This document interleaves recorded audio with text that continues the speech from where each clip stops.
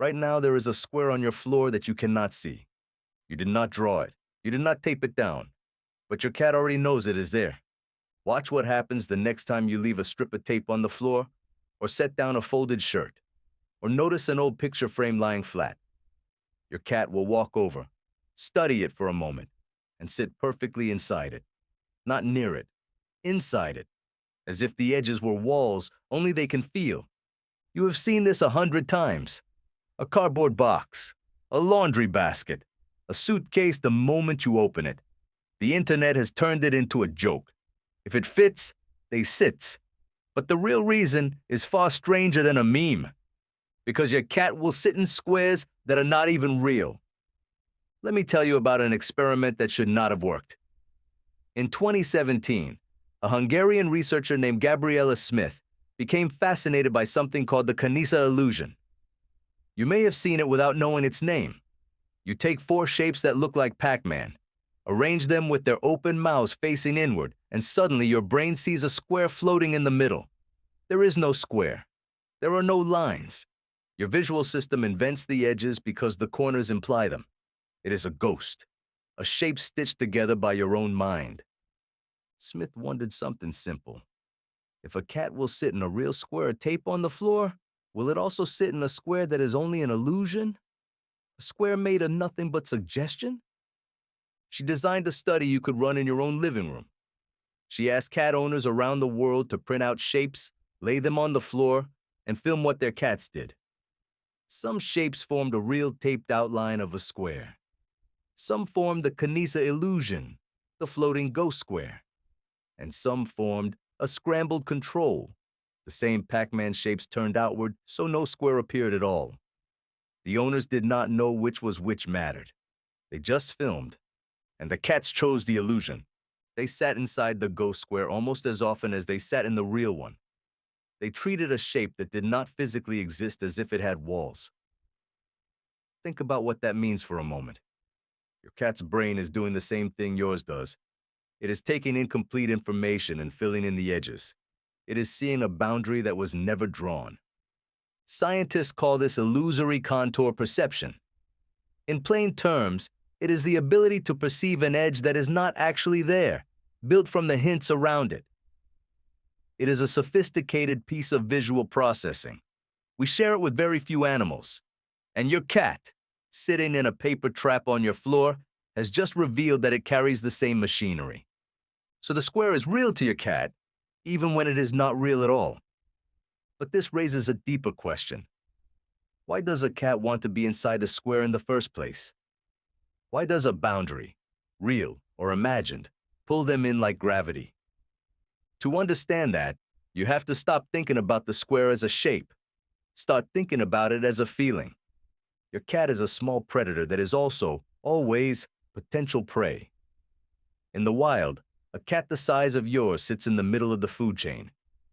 It hunts mice and birds, yes. But it is also hunted by larger animals, by birds of prey, by anything bigger and hungrier. That double life shapes everything your cat does. It wants to watch the world, but it does not want the world watching its back. A box solves this. A box puts walls around three sides and leaves one side open to observe. It is the perfect predator's seat. Hidden, protected, but still looking out. The behavior even has a name among people who study it. They call it bunkering. The cat is not hiding from you. It is building a fortress. There is real research behind this comfort. In 2014, a behavioral scientist named Claudia Vink studied shelter cats in the Netherlands.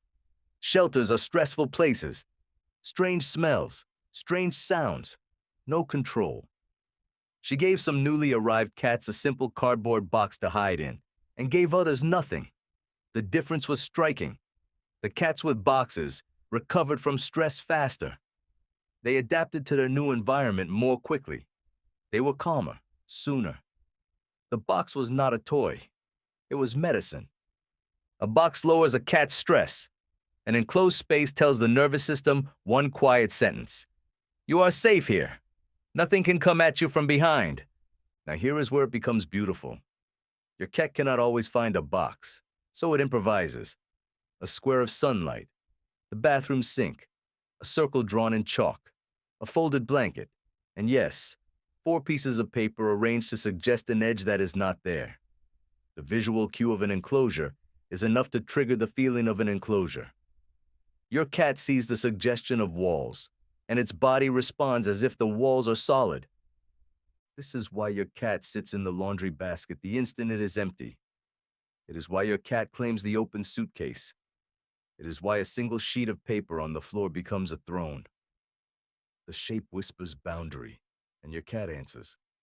There is something else hiding in this behavior. Something about temperature. Cats run warmer than we do.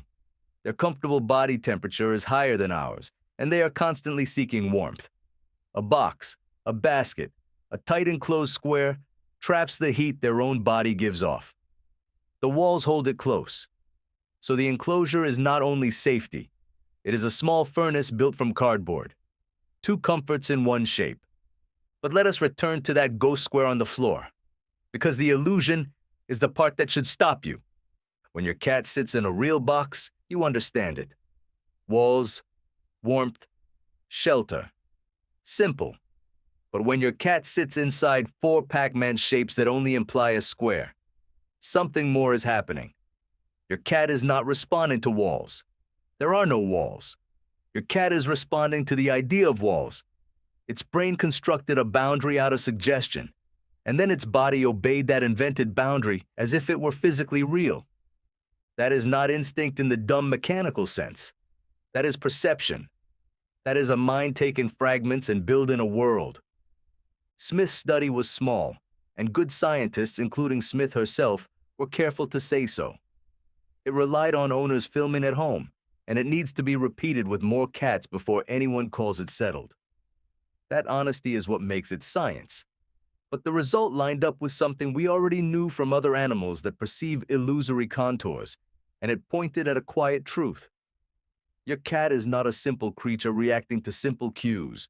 Your cat is interpreting the world, filling its gaps, and acting on what it concludes. So think again about the cup your cat knocks off the table, the door it waits behind, the square of light it follows across the floor all afternoon. You assume these were random, cute, but empty. They are not.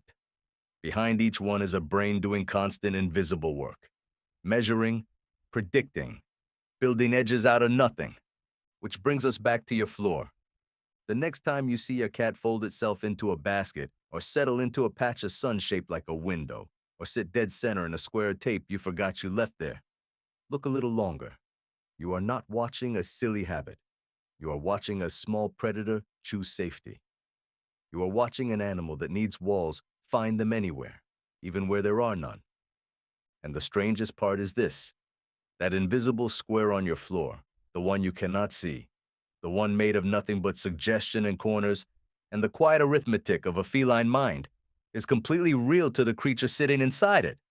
You still cannot see it, but your cat never needed you to.